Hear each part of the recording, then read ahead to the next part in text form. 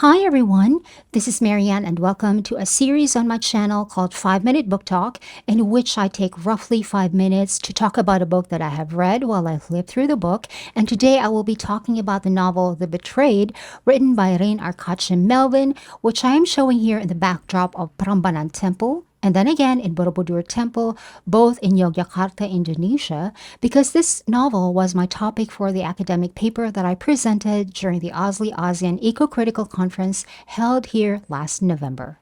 The physical book is published by the Ateneo de Manila University under its Bukhao imprint in 2018, and there's also a Kindle version under Europa Editions that was released later on. I have both, as you can see here. But the physical version is what I used while I was preparing for my paper.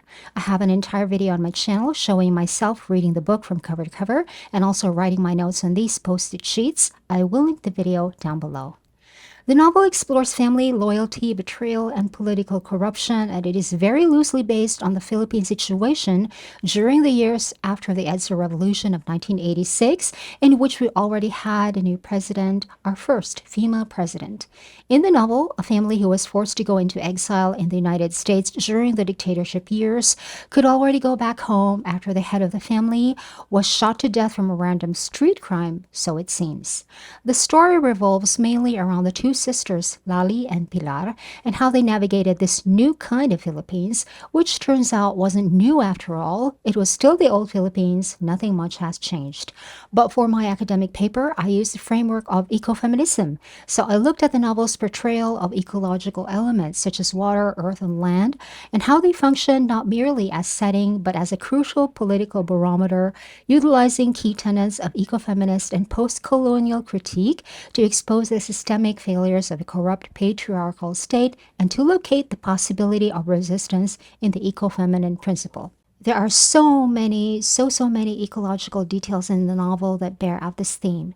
Oceans, rivers, and other bodies of water, such as the ocean in San Francisco and the Pasig River in the Philippines, are used as effective metaphors in calling out alienation and the ecological abuse inherent in certain usages of the bodies of water, and also gardens, forests, and fields, such as the flamboyant, absolutely kitschy and surreal artificial jungle within Metro Manila, and how it is contrasted with a vast, untamed, real jungle in the provinces, plus the cycles of nature like the eclipse, female folk wisdom. All of these representations provide a space to contest the dualistic logic of patriarchal exploitation through ecofeminine agency and spiritual resistance.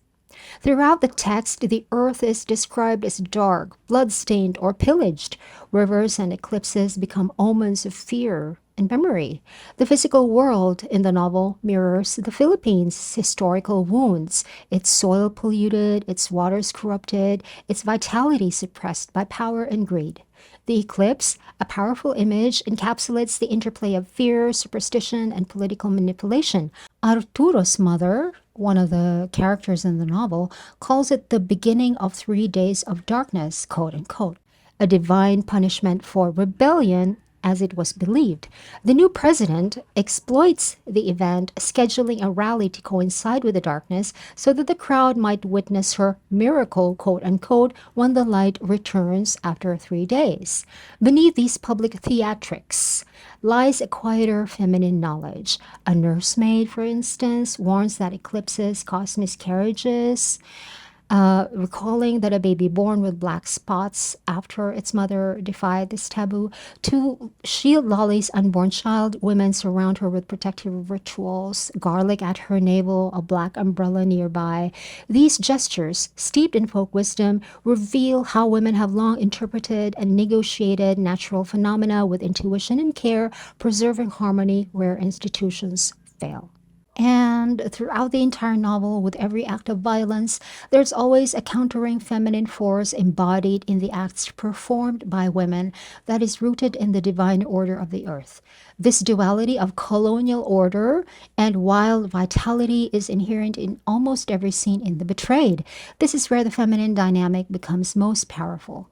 And the ending is not only post-colonial, but so Filipino. And the woman, the mother, the Filipino mother as ever the one who gives herself up for sacrifice. It is bleak because why?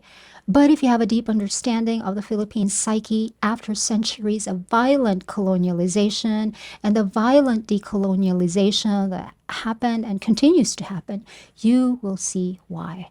This book won the grand prize for the novel during the Don Carlos Palanca Awards for Literature in 2019, and that award is very much deserved.